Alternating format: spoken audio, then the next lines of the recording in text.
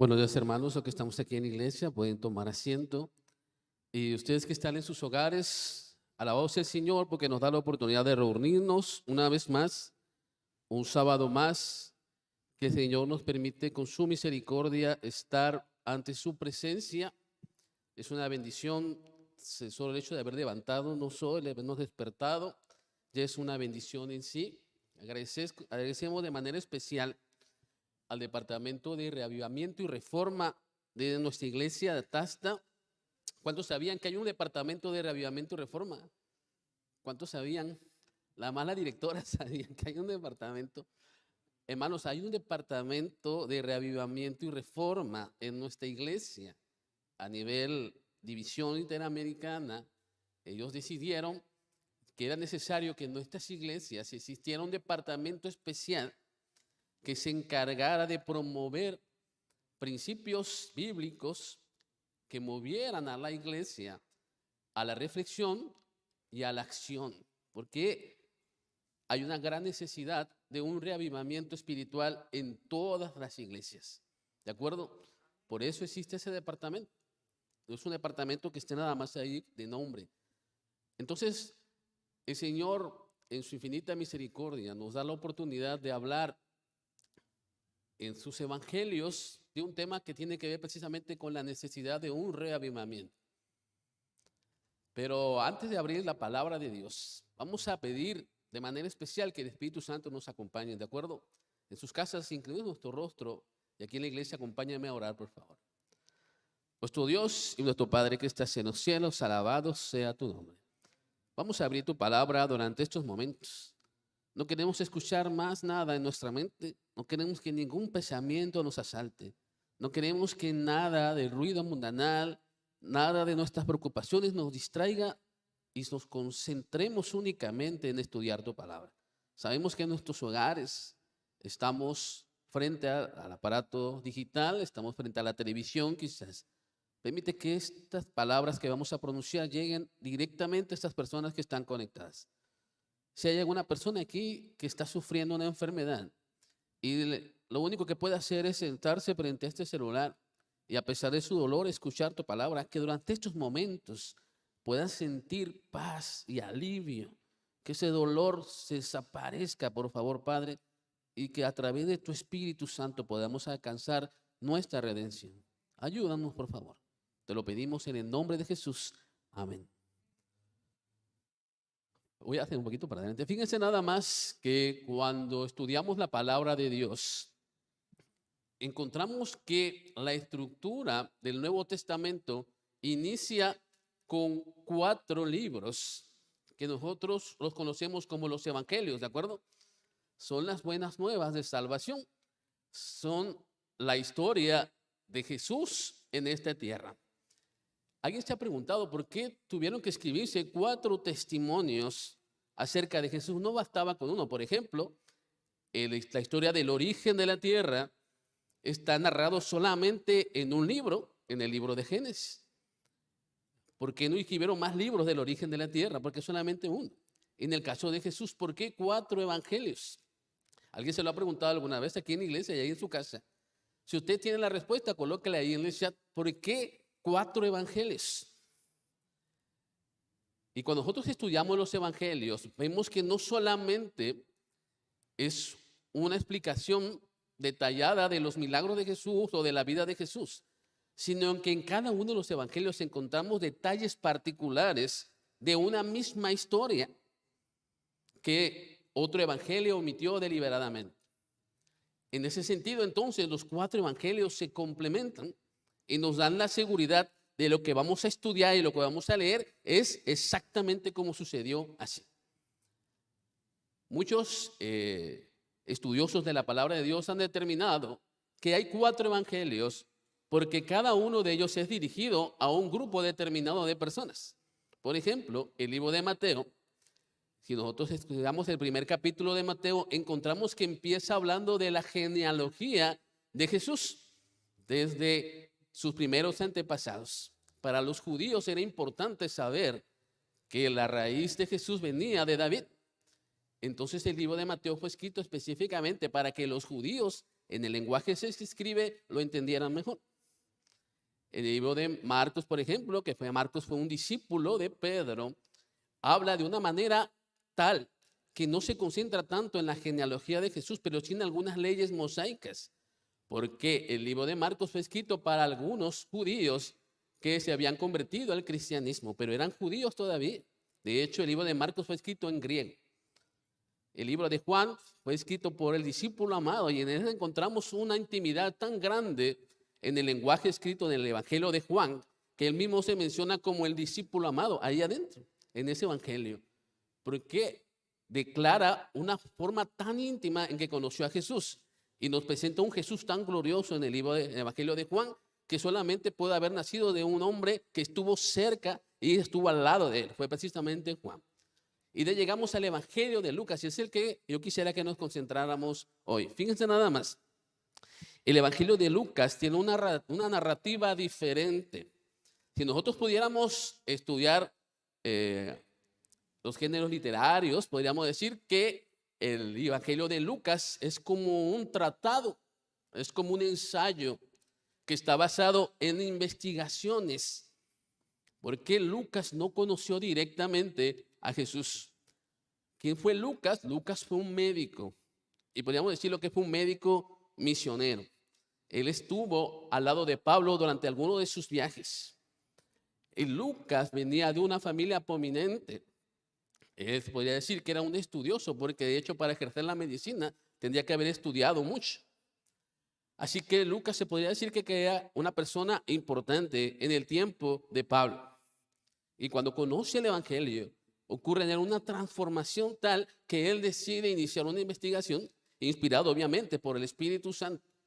Y entonces empieza a narrar cada uno de los hechos de la vida de Jesús de una manera mucho más ordenada, de manera cronológica. Por eso el Evangelio de Lucas es un poco distinto a esto. Y ¿alguno de ustedes sabe, por ejemplo, que Lucas escribió más de un libro? ¿Alguno lo sabe aquí en la iglesia? ¿Sabe qué libro escribió Lucas también? Vamos por favor a ver, para que no digan que yo lo estoy inventando. Vamos al libro de Lucas capítulo 1, versículo 1. Dice aquí: puesto que ya muchos han tratado de poner en orden la historia de las cosas que entre nosotros han sido ciertísimas, tal como nos lo enseñaron los que desde el principio lo vieron con sus ojos y fueron ministros de la palabra, me ha parecido también a mí, después de haber investigado con diligencia todas las cosas desde su origen, escribirlas por orden, oh excelentísimo Teófilo, para que conozcas bien la verdad de las cosas en las cuales has sido instruido. Esta carta de los evangelios es dirigida a una persona que se llamaba Teófilo. Teófilo era una persona de la jerarquía del gobierno de Grecia. De hecho, el Evangelio de Lucas es escrito en griego. Pero le dije que escribió más de un libro, ¿se acuerdan? ¿Cuál es el segundo libro que escribe Lucas? Acompáñeme, por favor, al libro de Hechos, por favor. Vamos al primer libro, al capítulo 1 de Hechos. Y vemos cómo empieza el libro de Hechos, capítulo 1, versículo 1. Dice: en el primer tratado, oh Teófilo, hablé acerca de todas las cosas que Jesús comenzó a hacer y a enseñar, hasta el día en que fue recibido arriba, después de haber dado mandamiento por el Espíritu Santo a los apóstoles que había escogido. ¿Es el mismo autor, sí o no? La segunda carta que escribe Lucas, nosotros la conocemos como el libro de Hechos, y es enviado nuevamente a ese prominente hombre que se llamaba Teófilo. Muy bien. ¿De dónde sacó toda la información Lucas? Bueno, le dije que Lucas fue discípulo o acompañante de Pablo en muchos de sus viajes. Pero Lucas se dedicó un tiempo a entrevistarse con testigos presenciales que estuvieron en la vida de Jesús. Y uno de ellos, precisamente, adivinen quién fue. Fue la madre de Jesús.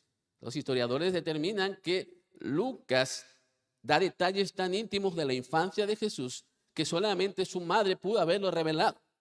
Así que Lucas se entrevistó con María para narrar los hechos que encontramos en su evangelio. Todo obviamente dirigido por el Espíritu Santo. Entonces el libro de Lucas tiene una gran revelación para nosotros. Escrito aproximadamente hacia el año 80 después de Cristo, después de que Jerusalén había sido tomada por los romanos en el año 70. Así que la historia del Evangelio de Lucas debe ser significativa para nosotros. Y hay una historia que yo he dicho, cuando nosotros leemos los evangelios y encontramos las mismas historias, es porque el Señor quiere que nosotros aprendamos algo especial, ¿de acuerdo? Encontramos una historia de una persona que es sanada, la volvemos a encontrar en Marcos, la volvemos a encontrar en Juan. Es porque el Señor dice, hay detalles ahí que yo necesito que tú aprendas. En el Evangelio de Lucas hay una historia que solamente es desarrollada en este libro. Y es la que nos va a ayudar a nosotros a entender lo que el Señor quiere que aprendamos hoy. Vamos rápidamente al libro de Lucas, capítulo 4, por favor. Lucas, capítulo 4, a partir del versículo 16. Saben, es la primera vez que predico en el culto divino de Atasta. Durante todos estos años de pandemia no me habían invitado. Y yo creo que quizás por la forma en que voy a predicar hoy no me van a volver a invitar. Vamos a ver Lucas capítulo 4, versículo 16. Dice aquí: vino a Nazaret, donde se había criado en el día de reposo. Entró a la sinagoga conforme a su costumbre y se levantó a leer. ¿De quién está hablando ahí? ¿De quién está hablando? De Jesús, ¿de acuerdo? ¿Dónde había nacido Jesús? En Nazaret. ¿Dónde era su feligresía de Jesús? En Nazaret, ¿de acuerdo? Él era miembro de la iglesia de Nazaret. Sin embargo, el inicio de la predicación de Jesús no inició en su iglesia. El evangelio empieza a ser transmitido por Jesús, ¿saben dónde? En un lugar que se llamaba Capernaum, que estaba cerca del mar de Galilea. De hecho, era una de las zonas costeras, de las ciudades costeras de Galilea. Galilea, si nosotros leemos el libro de Isaías, encontramos que Galilea estaba predicho. De hecho, Capernaum estaba predicho en el libro de Isaías, capítulo 6, como el lugar en el cual la luz empezaría a alumbrar en esta tierra. Porque se cumpliría la profecía de que Jesús iniciaría su ministerio en Capernaum. ¿Por qué ahí? Bueno, hay algo que nosotros sabemos de Jesús, hermanos. Jesús siempre va donde más lo necesitan, ¿sí o no? Jesús está en el lugar donde más lo necesitan, donde más aclaman de Él, donde el dolor y el sufrimiento está más presente, ahí está Jesús. Que no pensemos que Jesús es ajeno a nuestro dolor, a nuestras necesidades. Donde está el dolor, donde está la necesidad, está la presencia de Jesús. En Capernaum era un lugar donde había mucha idolatría, donde había muchos templos dedicados a las ciencias oscuras. Había muchos poseídos en ese lugar. Y allí inició el ministerio de Jesús, donde había más necesidad. Muchos de los milagros que encontramos, de las posesiones a las cuales se tuvo que enfrentar Jesús, sucede precisamente en esa zona. De hecho, ahí es donde encuentra a sus primeros discípulos también. Ahí es donde los llama para que le acompañen en su ministerio, en Capernaum. Después de un tiempo de estar en Capernaum haciendo muchos milagros, la fama de Jesús crecía y toda la región de Galilea se enteró de que había un hombre que echaba fuera demonios, que sanaba enfermos, que curaba leprosos. Y entonces, obviamente, a su iglesia llegó también ese rumor. Así que él decidió regresar a su ciudad de origen, a Nazaret, a ver a su mamá, a ver a sus hermanas y a ver a sus hermanos, porque eran miembros de la misma iglesia. Y cuando llegó un sábado a la sinagoga y se levantó a leer. Fíjense nada más cómo aborda Jesús su primer culto en su iglesia. Acompáñenme, por favor, al versículo 17 del capítulo 4. Se le dio el libro del profeta Isaías, y habiendo abierto el libro, halló el lugar donde estaba escrito. Versículo 18, el Espíritu del Señor está sobre mí, por cuanto me ha ungido para dar buenas nuevas a los pobres. Me ha enviado a sanar a los quebrantados de corazón, a pregontar libertad a los cautivos y vista a los ciegos, a poner en libertad a los oprimidos. Versículo 19, a predicar el año agradable del Señor. Versículo 20, y enrollando el libro, lo dio al ministro y se sentó, y los ojos de todos en la sinagoga estaban fijos en él. Cuando leemos la Biblia, hermanos, cuando leemos los evangelios, para que tengamos un entendimiento más claro, tenemos que colocarnos en el lugar del espectador como si estuviéramos ahí, ¿de acuerdo?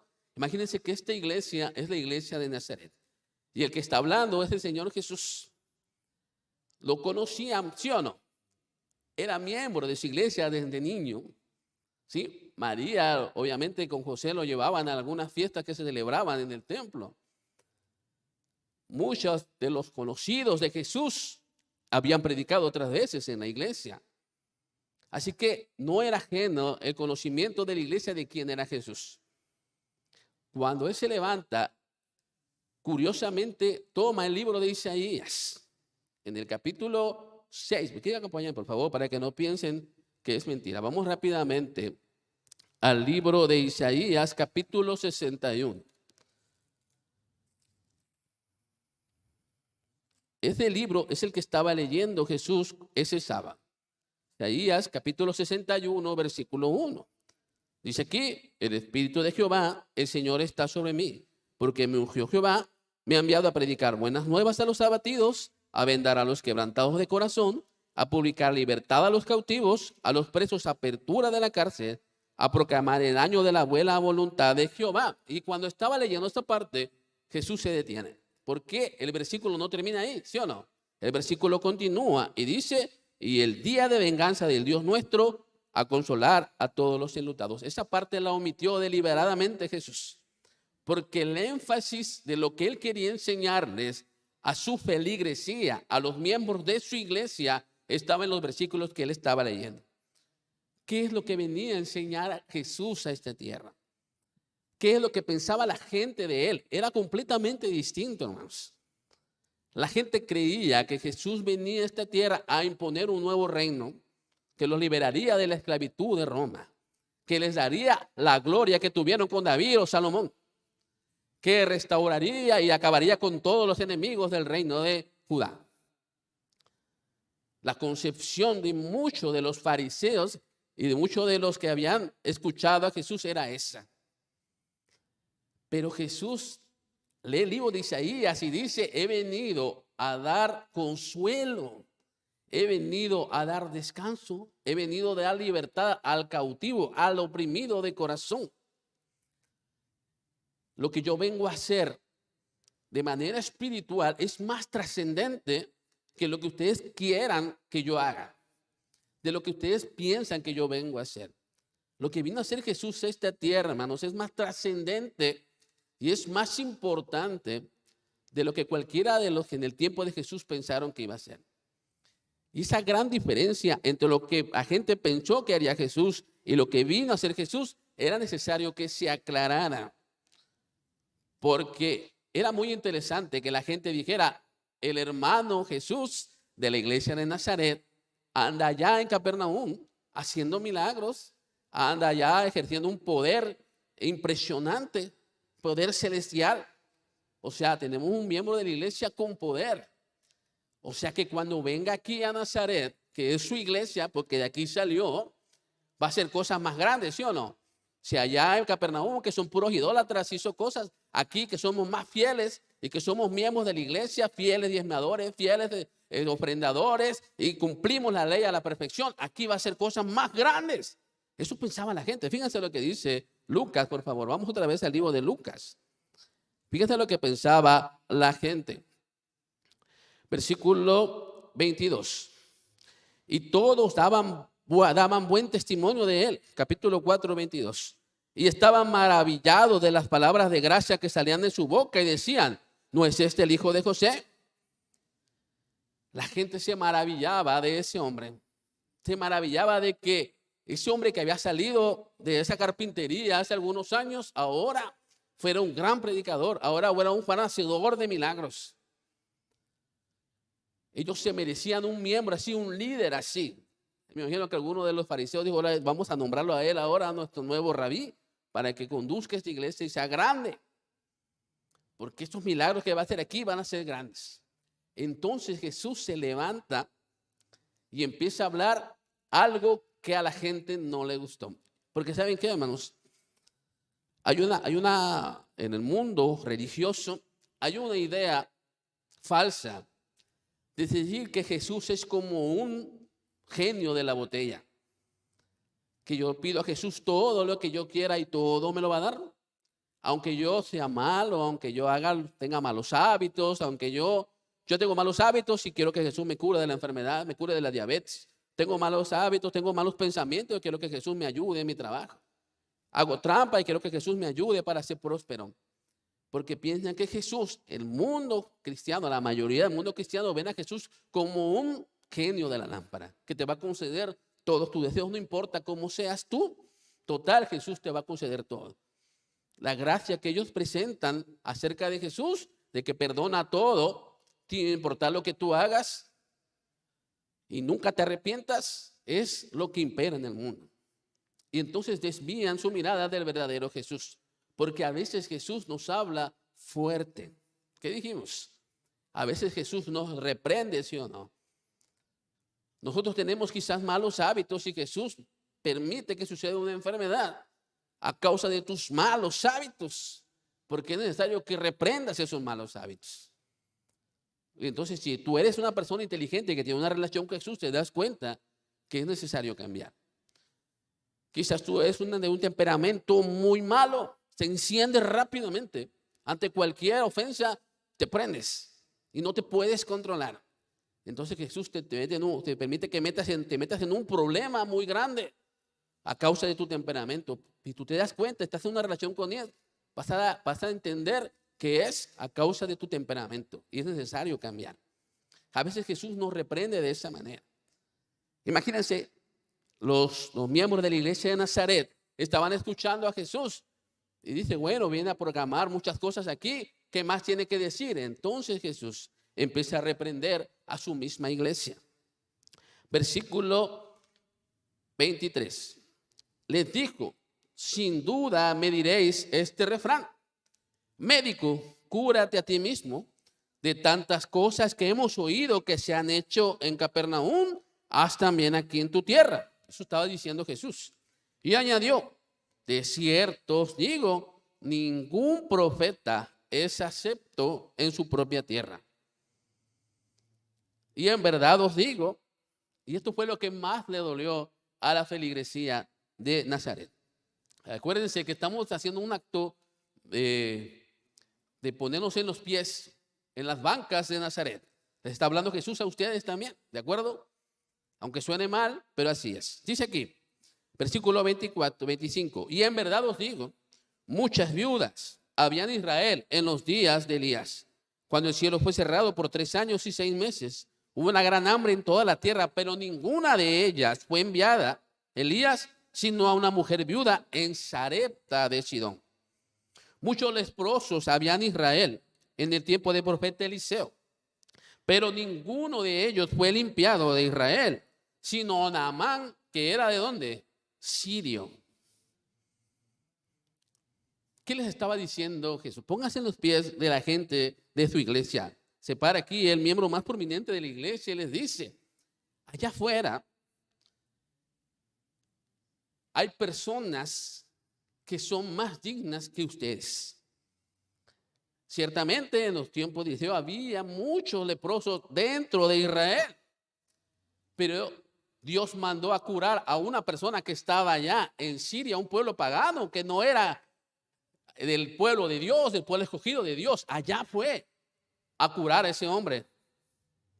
Había mucha hambre en el pueblo de Israel, pero solamente envió Elías a esa viuda que ni siquiera era de Israel, era de Sidón.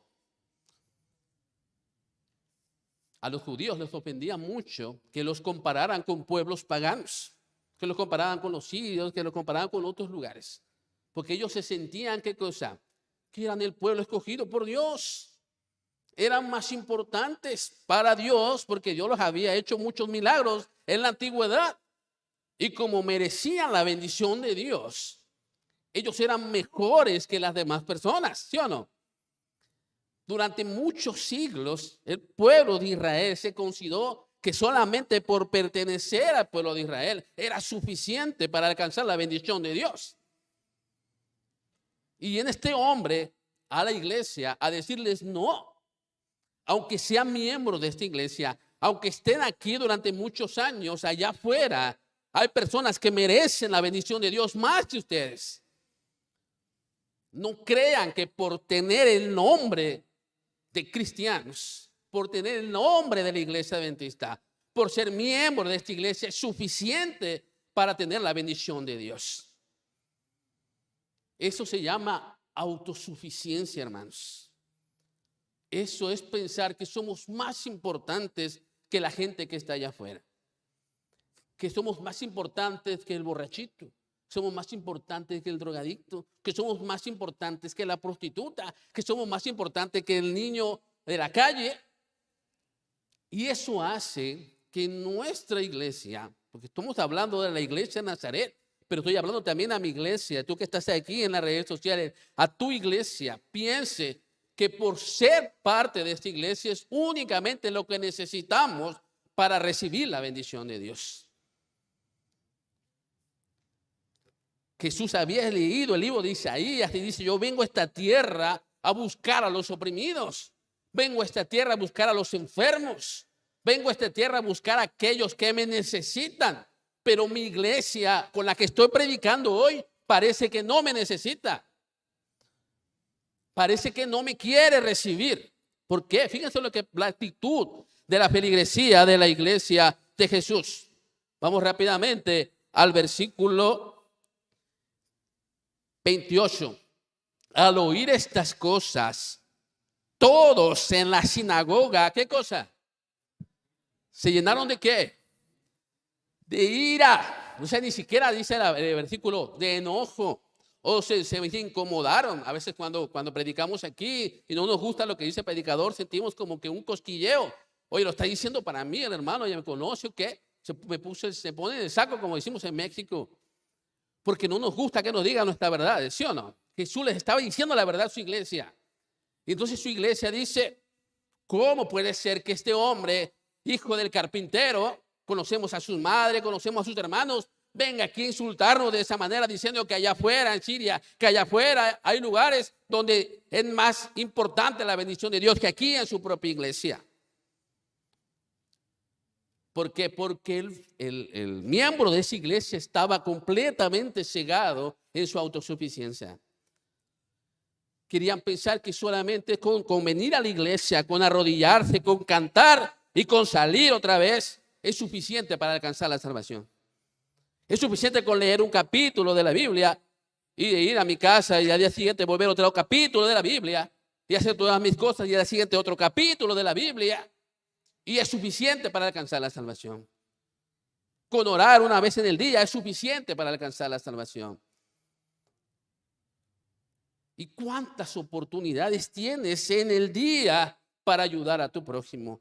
¿Cuántas oportunidades tienes para alcanzar a otro y las desperdicias? ¿Cuántas personas alrededor de ti? Ya no estamos hablando ni siquiera allá en otros lugares. Aquí ofrendamos muy bien y llevamos la misión a otros países que lo necesitan. Pero ¿qué pasa de tu Siria, de tu Samaria alrededor? Aquellas personas que conoces que están sufriendo, de tu vecino, de tu mismo familiar. Conozco familias de la iglesia adventista en las cuales la familia completa es de la iglesia y uno de ellos está muriendo de hambre y ni siquiera va y le lleva un plato de comida. Miembros de la iglesia todos y no se apoyan. ¿Por qué? Porque somos tan autosuficientes que pensamos que solamente con ponerme la corbata y venir a la iglesia soy salvo.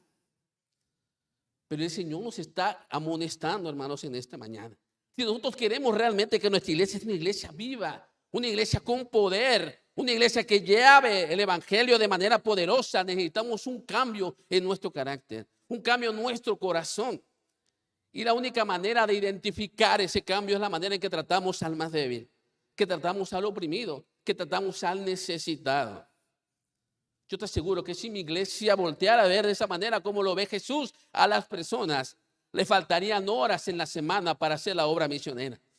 Porque hay demasiada necesidad en este mundo, demasiada, hermanos. Solamente en este último mes hemos visto cómo se ha incrementado la necesidad de personas que están siendo enfermas, que están perdiendo su trabajo, que están perdiendo sus ingresos por curar una enfermedad que es mortal. Y están perdiendo todo con tal de poder salir adelante. Y nosotros los vemos. Y ni siquiera nos compugimos un poquito de saber que esa persona necesita por lo menos un peso de lo que yo tengo. O asistirlo, o acompañarlo, o decirle: estoy orando por ti, estoy preocupado por ti, ¿qué puedo hacer por ti? Cuando nosotros surge ese deseo, surge esta necesidad, empezará un reavivamiento en mi iglesia. Pero mientras estemos dormidos, estemos cegados, nunca va a ocurrir eso. Esta semana compré un libro, y ustedes creo que también lo ofrecieron aquí en la iglesia, que se llama Palabras de Vida del Gran Maestro. Y estaba leyendo uno de los capítulos, que es el capítulo 13, que se dice un signo de grandeza.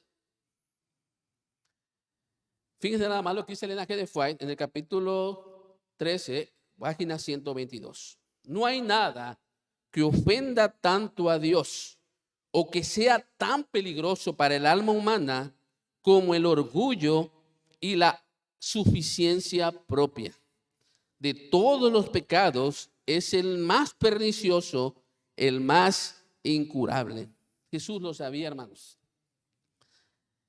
Jesús veía tristemente en su iglesia que no había un espíritu de amor hacia sus semejantes, porque ellos consideraban que eran mucho mejores que ir con aquellos que no conocían a Dios. Jesús se entristeció porque su misma iglesia lo rechazó, porque la ira se encendió. Y lo más triste, hermanos, es que cuando la iglesia no reacciona, cuando la iglesia no tiene un acto de contrición en su corazón de sus verdaderas intenciones, hace cosas malas. La iglesia hace cosas malas. Fíjense lo que dice aquí el Evangelio de Lucas. Acompáñenme, por favor. Lucas nos detalla muy bien lo que sucedió en esa vez. No lo vamos a encontrar en ningún otro evangelio. Versículo 28. Al oír estas cosas, todos en la sinagoga se llenaron de ira. Versículo 29. Levantándose, le echaron fuera de la ciudad, le llevaron hasta la cumbre del monte sobre el cual estaba edificada la ciudad de ellos. ¿Para qué? ¿Para qué lo llevaron? Para despeñarle, para que se muriera. 30. Mas él pasó por en medio de ellos y se fue. Yo decía que a lo mejor a mí no me invitan a la iglesia porque el culto divino por esto. Yo espero que nunca me hagan eso a mí. Yo los quiero de verdad, hermanos de mi iglesia, hasta los amo. Pero necesitamos entender algo.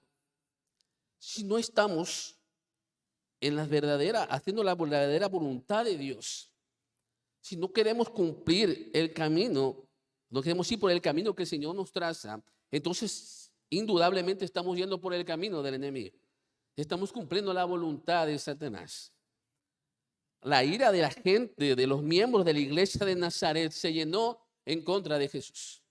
Y lo llevaron a la práctica. No solamente se enojaron, sino que lo tomaron, lo empujaron. El registro bíblico dice que había aproximadamente 3 kilómetros entre la iglesia y la peña en la cual iban a tirar.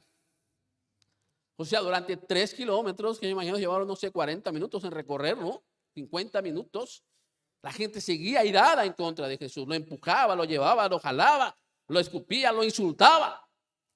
Y la intención de todos era matar a Jesús. Únicamente porque se levantó un sábado en la iglesia a predicar la verdad. A decirles que necesitaban, ¿qué cosa? Cambiar. Necesitamos cambiar. Y si no estamos con Jesús en ese proceso de cambio, entonces estamos con Satanás. Y al final vamos a hacer lo mismo que hizo la iglesia en Nazaret. Porque cuando llegan los días difíciles a nuestra vida y cuando nuestra iglesia sea atacada, como menciona la Biblia en el libro de Apocalipsis, cuando sea perseguida de esa manera, lo primero que vamos a hacer es negar a Jesús por salvar nuestra propia vida. Porque para nosotros es más importante lo mío que lo que le pertenece a Dios. Porque para mí es importante mi vida, mis bienes, mi familia, antes que Jesús. Cuando Jesús está llamando a entregarle todo a él. Dame, hijo mío, tu corazón, le dice la palabra de Dios. Entrégame completamente todo lo que tienes, porque nada es suficiente de lo que tengas en este mundo, sino que solamente yo puedo llenar ese vacío que hay en tu vida. Solamente Jesús es el que nos puede dar la seguridad de la salvación. Y vivir conforme a esa seguridad es obedecer a Jesús. Es ir en busca de aquellos que necesitan el consuelo. Es ir a buscar a aquellos que necesitan restauración, necesitan de mis ofrendas, necesitan de mi tiempo. Y en la medida que nosotros vamos hacia esas personas que necesitan, nuestro corazón empieza a ser cada día más parecido al corazón de Jesús. En el tiempo del fin solo va a haber dos personas, solamente dos grupos de personas. Los que hicieron la voluntad de Jesús y los que no la hicieron. ¿Cómo hicimos la voluntad de Jesús? Porque fuimos con él a la cárcel, porque estuvimos con él cuando estaba desnudo, porque le dimos alimento cuando estaba hambriento, porque vimos de él. No está hablando del religioso que tanto predicó, ni el que tantas almas consiguió, ni el que tantas iglesias plantó. Está hablando de aquel que fue con su prójimo y le mostró el verdadero amor de Dios. A ese es el que viene a buscar. Ese es el grupo que él va a buscar. El grupo de religiosos puede ser que lo estén haciendo bien, pero si la intención no nace de un corazón transformado, estás en el otro grupo. Por más que seas de la iglesia, por más que tengas 30 años aquí, es necesario que transformes tu vida cada día, que te arrepientes de tu pecado, que te arrodilles ante el Señor y le digas, ayúdame a cumplir tu voluntad hoy. Porque no hay mañana para nosotros, hermanos, no hay mañana. La pandemia nos ha enseñado que mañana quizás no estemos. ¿Qué estamos haciendo con lo que el Señor nos ha dado hoy? Con las 24 horas del día que tienes hoy, con las oportunidades que se presentan y se abren cada día para ayudar a los demás. ¿Qué estás haciendo con eso? Te estás quedando en tu iglesia, voy a orar por ti, te mando tus manitas en el WhatsApp y ya. ¿O realmente quieres hacer la voluntad del Señor? Esta es una pregunta que tenemos que hacernos de manera personal. Al final, el registro bíblico de Lucas dice que Jesús pasó por en medio de ellos. El espíritu de profecía en el conflicto de los siglos dice que ellos se quedaron detenidos, se quedaron como que en pausa, no se podían mover. El Espíritu Santo permitió que Jesús fuera liberado de ese momento. Todavía no era su tiempo, dice el espíritu de profecía. ¿Sabes qué? Hoy es el tiempo para ti. Hoy es el tiempo en que necesitas un reavivamiento. Hoy es el tiempo que necesitas entregarle tu corazón a Dios. Yo quisiera que me acompañen a la última cita bíblica, por favor. Vamos al libro de Hebreos.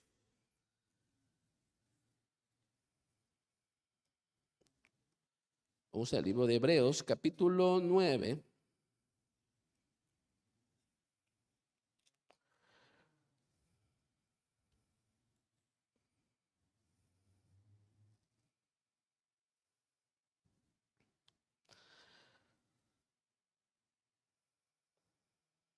Versículo 27.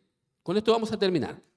De la manera que está establecido para los hombres que mueran una sola vez y después de esto el juicio, así también Cristo fue ofrecido una sola vez para llevar los pecados de muchos. Aparecerá por segunda vez sin relación con el pecado para salvar a los que le esperan. Cristo ya hizo su parte. Cristo ya vino a esta tierra. Cristo ya nos mostró su naturaleza. Cristo ya te rescató de la muerte. Cristo ya te sanó. Cristo ya restauró tu vida. Cristo es todo para ti. Él no dejó nada en esta tierra cuando ascendió al cielo. Es más, se llevó las llagas con las cuales sus propios amigos lo mataron. Y eso es un testimonio eterno del enorme sacrificio que hizo por nosotros, que hizo por ti. ¿Cómo vives con esa idea en tu mente? Que muy pronto vas a ver a ese mismo Jesús que ascendió al cielo. Y vas a poder tocar sus llagas también. Y te vas a acordar, Señor Jesús, porque tuviste que morir por mí que soy tan pecador, que soy tan malo. Te voy a decir, porque te amo, porque no encontré otra manera de mostrarte mi amor. Porque no encontré otra manera más grande de demostrarte que eres importante para mí. Porque tu vida vale mucho en mi reino. Porque hay un lugar especial para ti aquí en la patria celestial que nadie más va a llenar. Y porque tú decidiste voluntariamente seguir mis caminos, a pesar del sufrimiento, a pesar de las carencias, a pesar de todo. Sacrificaste tu tiempo, tu dinero, tus talentos, todo para servirme a mí. Y en respuesta a ese amor, estás aquí conmigo. Ese es el deseo que nosotros tenemos, amén. Queremos encontrarnos con nuestro Salvador. Es muy pronto, hermanos, muy pronto. La pregunta es que tienes que hacerte hoy es, ¿cuántas oportunidades más voy a tener en esta vida para cumplir la voluntad de Dios? ¿Cuánto tiempo más me queda en esta tierra? Hace algunos años yo estaba predicando en una iglesia aquí en el distrito de Atasta. Y ustedes no lo saben, pero de mi familia yo soy el único que ha aceptado el llamado de Dios. Y he orado por mi familia, por mi madre, mi hermana. Y les he predicado, les he compartido todo. No han aceptado. Pero hace muchos años mi padre aceptó escucharme hablar. No sé, el vínculo de los hijos varones con los padres es muy fuerte. Así que él, aún en su orgullo, decidió ir a escucharme predicar. Y yo esa noche prediqué y él estaba sentado en una de esas bancas. No recuerdo qué prediqué, pero yo predicaba y lo miraba a él. Y decía, es la única oportunidad que voy a tener quizás de mostrarle el evangelio. Ya vino aquí, ya está sentado aquí. Señor, ayúdame. Y yo estaba predicando y él me escuchaba atentamente. Salimos de la iglesia, nos fuimos a la casa. 3 semanas después mi padre falleció. Estuvo en un coma la última noche en el hospital. Yo estaba con él, lloraba. Y ya no me escuchaba, estaba en un coma completamente. Y dije, Señor, si esa fue la única oportunidad que tú me diste para mostrarle a mi padre que necesitaba entregar su vida a ti, y él lo entendió, por favor, acéptalo. Y cuando tú vengas por segunda vez, quiero verlo cara a cara. Esa noche murió. Y yo me quedé con ese gusanito. ¿Será que pude haber hecho más por él? ¿Será que perdí otras oportunidades? No lo sé. Pero la única que tuve traté de aprovecharla. Tú tienes muchas oportunidades de encontrar a otros y mostrarles lo que Cristo ha hecho por ti. ¿Será que es la última vez que lo vas a poder hacer con ellos? Quizás mañana ya no los verás. Reflexiona en eso y cuando empieces a sentir en tu corazón el deseo de mostrarle a otro el verdadero Dios, entonces ocurrirá en nuestra iglesia un reavivamiento. Y entonces nuestra iglesia será una iglesia gloriosa, una iglesia ganadora de almas, una iglesia en la cual Cristo morará para siempre. Y entonces esta iglesia será completamente reformada. Y estaremos listos para estar con Él en la patria celestial. Es mi deseo de oración en esta mañana que tú puedas reflexionar en esto y encontrarte con Él cara a cara en su palabra. Bendiciones para cada uno de ustedes.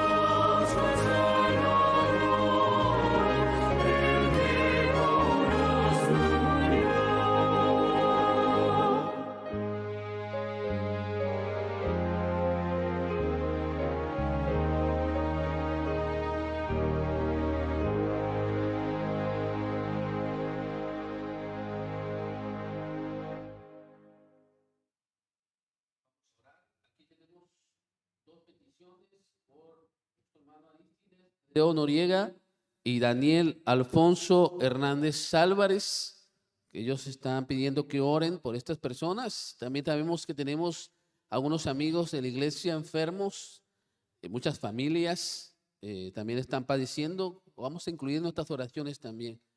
Y obviamente vamos a pedir porque en nuestro corazón ocurra el reavivamiento que tanto necesitamos. Vamos a orar. Nuestro Dios y nuestro Padre que estás en los cielos, alabado sea tu nombre. Gracias, Padre, porque nos has permitido estudiar tu palabra. Gracias porque hemos alcanzado una comprensión más exacta de lo que tú nos estás exigiendo al pertenecer a este pueblo escogido tuyo. Sabemos que no es fácil desprendernos del egoísmo, sabemos que no es fácil desprendernos de la autosuficiencia, pero es necesario que empecemos ahora, porque las oportunidades para compartir tu evangelio verdadero se están agotando. El mundo está llegando a un punto de no retorno y nosotros queremos hacer méritos suficientes para mostrarles a este mundo de pecado que hay un Salvador y que hay una necesidad imperante de mostrar ese Salvador Redentor. De manera especial queremos poner en tus manos a aquellas personas que están sufriendo una enfermedad, aquellos nombres que has escuchado en esta mañana, que puedan llegar hasta el trono de tu gracia y les puedas dar consuelo y alivio. Pero si alguno de ellos, por causa de tu voluntad, no supera ese trance, Padre, ayúdanos a entender, sobre todo a sus familiares, que es necesario a veces sufrir una pérdida para que los que quedemos en esta tierra podamos cambiar y entregarnos más a ti. Danos la seguridad de la salvación. Perdona nuestros pecados por más terribles que sean y justifícanos ante el Padre Celestial. Quédate con nosotros, por favor. Quédate con tu iglesia de Atasta, quédate con tu iglesia adventista y que, Padre, esta iglesia sea la iglesia que ha de llevar el último pregón a todo el mundo. Te lo pedimos en el nombre de tu Hijo amado Cristo Jesús, para que sea la honra y la gloria por los siglos de los siglos. Amén.